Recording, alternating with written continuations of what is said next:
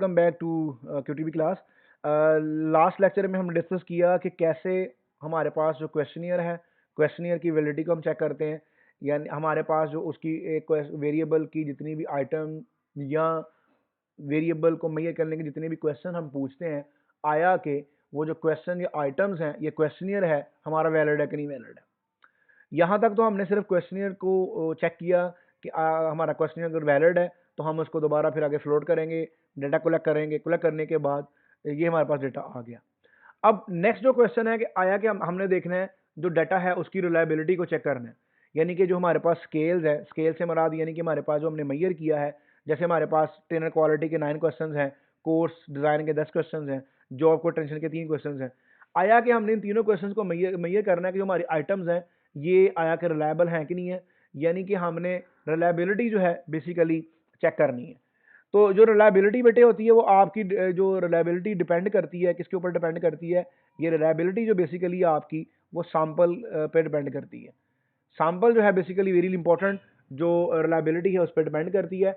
और जो reliability basically ये है क्या, जो रिलायबिलिटी है जैसे ये बेसिकली क्या बताती है, ये बेसिकली हमें क्या बताती है, ये बताती है कि हाउ फार हाउ फार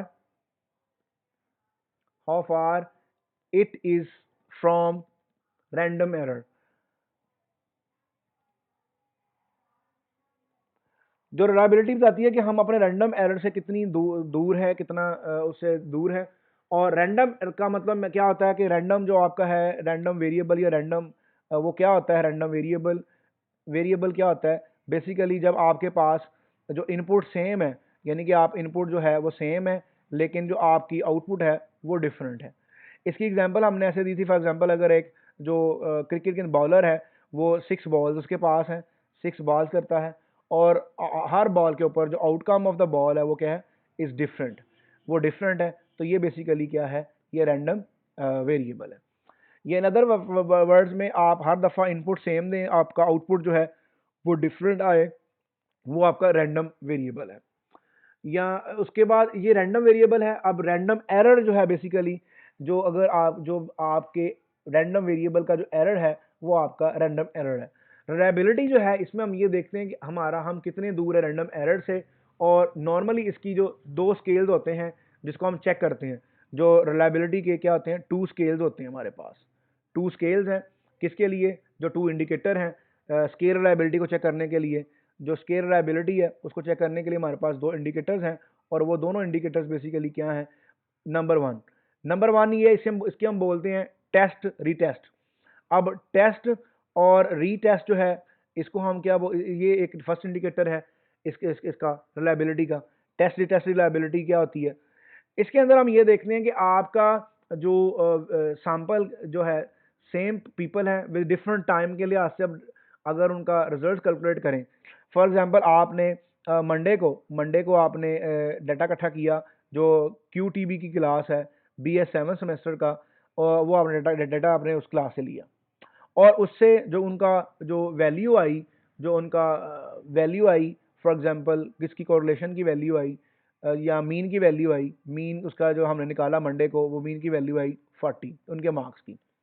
फिर हमने ट्यूसडे वाले दिन दोबारा उसी सिमिलर क्लास का डेटा ट्यूसडे को लिया, तब उनका जो मीन है वो उसका मीन है फॉर एग्जांपल वो अगर आया 50। अब अगर इन दोनों का कोरिलेट कैलकुलेट करें, कोरिलेशन लें किसका, कोरिलेशन आपने लेना है मीन 1 का, मीन M1 का और M2 का। M1 जो है मीन है आपका मंडे का और M2 जो है मीन है ट्यूसडे का। अब अगर कोरिलेशन दोनों का मंडे और ट्यूसडे का जो आपका कोरिलेशन है दोनों का ओवर टाइम, यानी कि उसको हम कह लें कोरिलेशन जो है, जो अगर आपका टाइम 1 का और टाइम 2 का कोरिलेशन है, अगर वो ज़्यादा है, अगर हाई है, इसका मतलब है कि आपका जो वैलिड है, क्या सैंपल आपका जो स्केल्स हैं वो स्केल रिलायबिलिटी आपकी वैलिड है। तो बेसिकली जो टेस्ट रीटेस्ट है ये बेसिकली टेम्पोरल स्टेबिलिटी है। टेम्पोरल स्टेबिलिटी से मुराद टेम्पोरल जो है टाइम के लिहाज से जो आपके रिजल्ट्स हैं वो स्टेबल हैं। अगर वो टेम्पोरल स्टेबिलिटी है तो हम कहते हैं कि हमारा जो डेटा है वो स्टेबल है। इसको हम बोलते हैं टेस्ट रीटेस्ट रिलायबिलिटी। तो इसका मतलब ये हुआ कि आपके पास अगर सैंपल के जो रिजल्ट्स हैं, अगर आपने फर्स्ट वीक में डाटा कलेक्ट किया उसके जो रिजल्ट्स हैं, सेकेंड वीक में डाटा इकट्ठा किया उसके जो रिजल्ट्स हैं, अगर वो आपस में हाईली कोरिलेट करते हैं तो उसको हम कहते हैं जितना मोर कोरिलेशन, इसका मतलब मोर रिलायबल। अगर उनमें आपस में कोरिलेशन नहीं है, रिलेशनशिप नहीं है, तो हम कहते हैं कि वो जो आपका सैंपल है वो वैलिड नहीं। और ये बेसिकली जो हम बात कर रहे हैं टेम्पोरल चीज़ें, इसको हम बोलते हैं सिंपल वर्ड में कंसिस्ट। जो आप कंसिस्टेंसी है बेसिकली ये उसको बताता है। जो कंसिस्टेंसी उसको बताता है। अब सेकंड इसमें हमारे पास आता है, जो सेकंड इंडिकेटर है रिलायबिलिटी का, वो होता है, इसे हम बोलते हैं जो इंटरनल कंसिस्टेंसी है।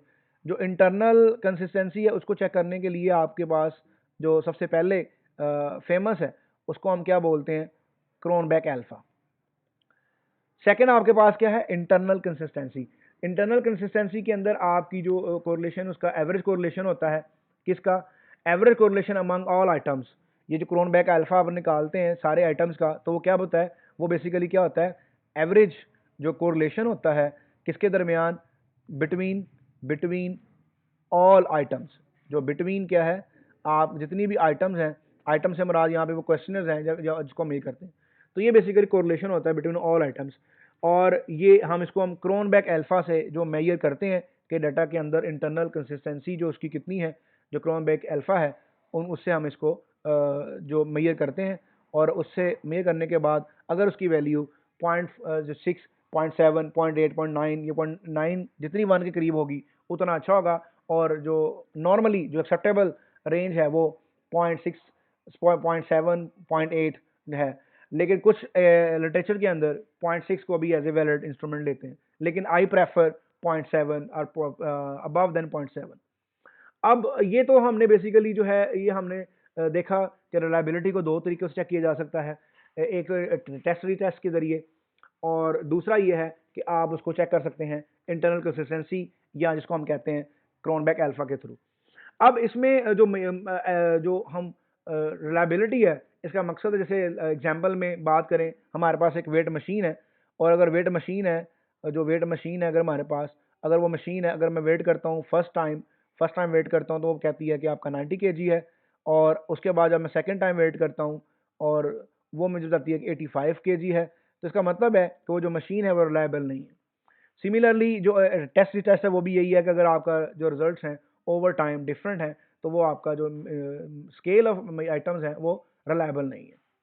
तो बेसिकली जो रिलायबिलिटी है वो ट्रस्ट नद है, और परफॉर्मिंग कंसिस्टेंटली वेल है, उसकी हम बात करते हैं। और एरर जो बेसिकली जो मैंने बताया कि एरर जो रैंडम एरर होता है, ये बाय चांस आता है, अनप्रोडिक्टेबल है, और इसको हम रिलायबिलिटी से चेक करते हैं।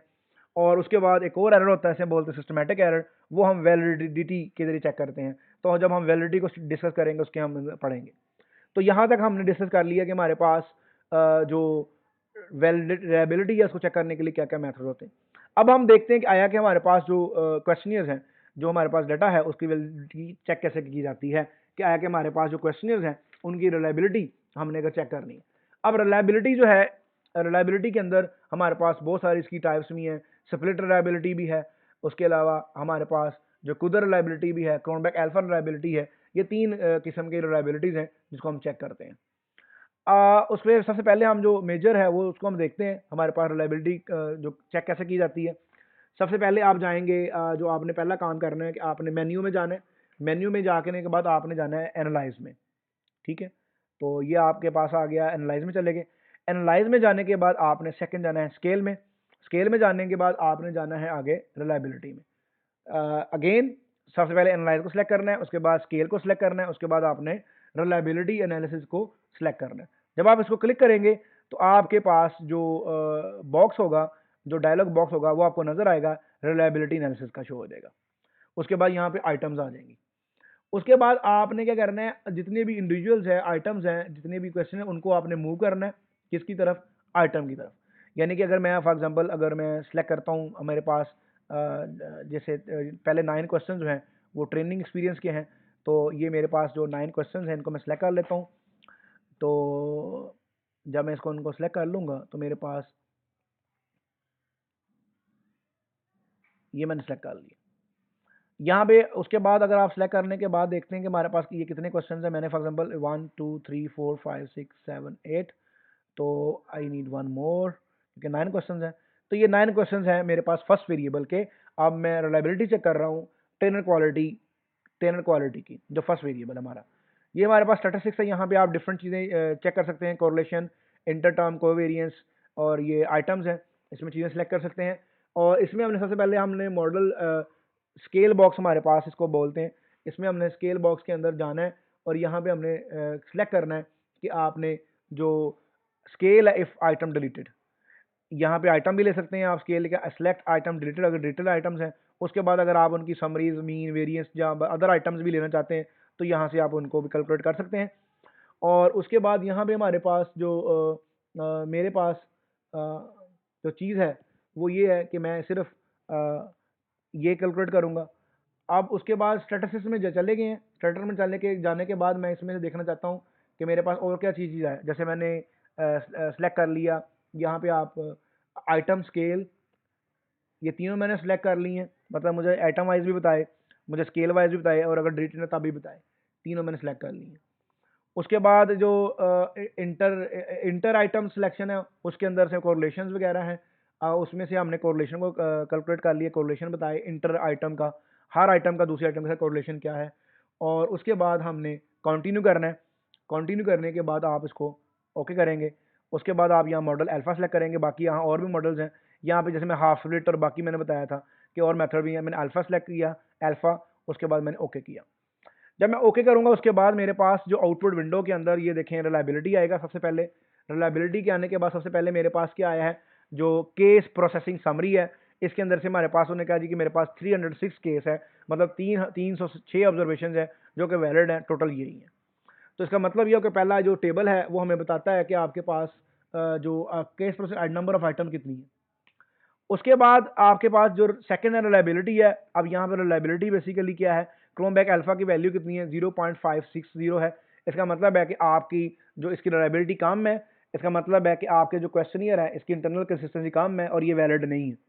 वैलिड नहीं क्योंकि जितनी ज़्यादा रिलायबिलिटी होगी, मैंने बताया कि कुछ आर्टिकल्स में 0.6 भी लेते हैं, लेकिन normally I do prefer 0.7 and above. तो इसका मतलब है ये जो आप क्वेश्चनियर है ये आपका वैलिड, जो आपकी रिलायबिलिटी के वैलिड नहीं है। आपने इसको अगेन चेक करना है और उसको फिर ठीक करना है।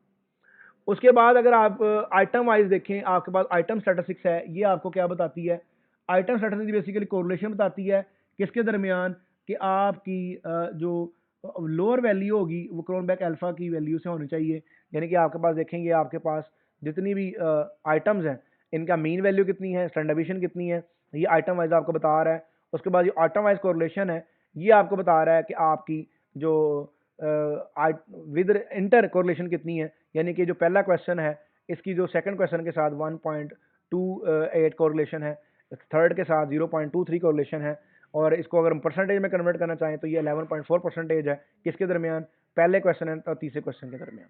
तो इस तरीके से ये आपकी हर क्वेश्चन की दूसरे क्वेश्चन के साथ जो रिलायबिलिटी है, इस कोरिलेशन है, कोरिलेशन को इसको हम क्या बोलते हैं, इंटरनल जो टोटल कोरिलेशन है। और इसमें आपने ये भी देखना है जो लो वैल्यूज लेस देन 0.3 है वो इंडिकेट करती हैं कि item is measuring something different from scale as a whole. अब यहाँ पे जो वैल्यूज हैं, जैसे ये वाली वैल्यू जो वैल्यू 0.3 से कम है, ये वाली वैल्यू 0.3 से कम है, ये वाली कम है, ये वाली कम है, ये वाली कम है, ये वाली कम है, ये जितनी वैल्यूज कम है 0.3 से वो बताती हैं कि वैलिड नहीं है। ऊपर भी जैसे हमारे पास यहाँ पे आया था 0.5, 50% आई थी, ये 0.5 आया था तो ये वैलिड नहीं था। तो सिमिलर इंटर जो ये भी अंदर आपको कोरिलेशन या से भी बता रहा है। उसके बाद ये भी आपके पास जो स्केल मीन एफ डिलीटेड है, अगर आइटम डिलीटेड हो तब क्या होता है, वेरिएंस हो तब क्या होता है, ये डिफरेंट चीज़ें हैं। अब ये जो क्रोनबैक अल्फा आइटम डिलीटेड है ये जो बता रहा है, इनमें आपके पास जो आइटम टोटल जो स्टेट्स है इसके अंदर से जिनकी वैल्यू जो क्रोनबैक अल्फा की वैल्यू है जिनकी 0.3 से कम है वो आइटम जो है, वो क्वेश्चन जो है वो वैलिड नहीं है। अब यहाँ पे क्वेश्चन इसका मतलब ये वैलिड है, इनकी सारों की वैल्यू जो 0.3 से जो काम ज़्यादा है, इसका मतलब क्वेश्चन जो है उनकी जो वैलिडिटी वो ज़्यादा है, लेकिन ओवरऑल जो इसकी 0.7 से ज़्यादा होनी चाहिए, जो ओवरऑल है उसकी रिलायबिलिटी वो क्या है, 0.5 है। तो इसका मतलब ओवरऑल इसकी रिलायबिलिटी जो है वो ठीक नहीं है। तो बेसिकली आपके पास जो ये वैल्यूज़ दी जाती हैं जो मैंने एक्सप्लेन की हैं, तो अब आपने सिमिलरली जो अदर वेरिएबल्स उनको भी चेक कर लेना है। जैसे मैं अगर दोबारा जाता हूँ एनालाइज में, स्केल में, रिलायबिलिटी में, अब मेरे पास जो मैंने है इन सबको जो है बेसिकली दूसरी तरफ करना है, क्योंकि अब मेरा जो ऑब्जेक्टिव है, जो नेक्स्ट वेरिएबल है, उसकी मैंने रिलायबिलिटी को चेक करना है। तो सबसे पहले मैं अगर फॉर एग्जांपल लास्ट जो मेरे पास है उसके 3 क्वेश्चन थे, इस तरीके से ये आखिरी लास्ट 3 क्वेश्चन थे, वो जॉब को टेंशन के थे। तो ये मैं तीनों क्वेश्चन को सिलेक्ट कर रहा हूँ। सिलेक्ट करने के बाद मैंने इधर किया, उसके बाद मैंने ये ऑलरेडी सिलेक्ट किया हुआ है सारा कुछ, कंटिन्यू, उसके बाद ओके। अब ये जो रिलायबिलिटी है, मतलब ऑल वेरिएबल, यहाँ पे देखें हमारे पास 263 जो केसेस हैं, और उसके बाद हमारे पास क्रोमबैक अल्फा की वैल्यू इतनी है। उसके बाद ये हमारे पास जो उनकी अंदर आइटम 0.3 ये कम है, ये वैलिड नहीं है। इसका मतलब है ये भी इसकी क्रोमबैक अल्फा की वैल्यू इतनी है, तो ये डाटा जो वेरिएबल है जो वैलिड नहीं है। तो यहाँ तक तो था कि हम कैसे अपने क्वेश्चन की वैलिडिटी को, रिलायबिलिटी को चेक करते हैं, और कौन कौन से तरीके हैं और क्या क्या इनका मतलब है।